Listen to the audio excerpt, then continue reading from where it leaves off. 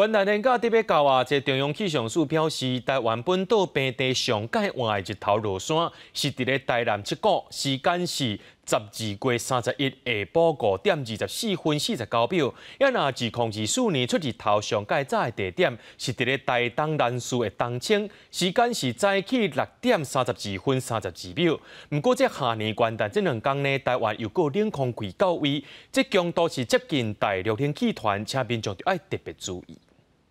有想要看今年最后一摆日头落山无？气象署公布，看年迄天日落时间甲地点，屏东小琉球落日亭日落时间是下晡5点24分42秒，台南七股海堤是下晡5点24分49秒，也是本岛平地上班日落所在。盐过新北淡水、鱼林码头。桃园考树港湿地甲台中高美湿地，因为风位的关系，受陆地天空线影响，较无都看到日头落伫海面上。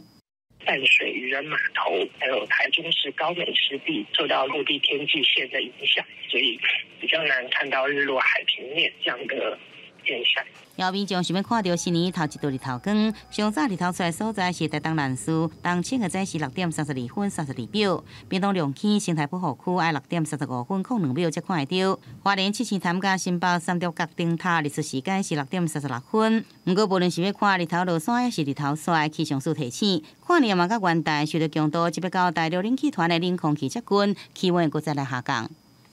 31号到1号这段时间，温度相对来讲是比较低的哦，所以特别提醒大家，在跨年夜出去的时候，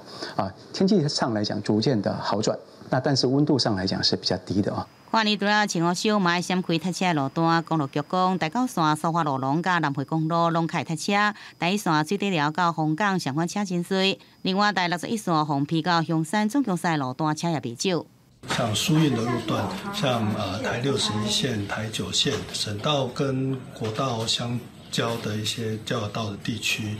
以及风景区的路段，都是比较容易拥塞的一个路段。公路局提醒，元旦年假出佚佗民众，若无想要离塞车，上好闪开开塞车的路段，甲这时间才发到好发算。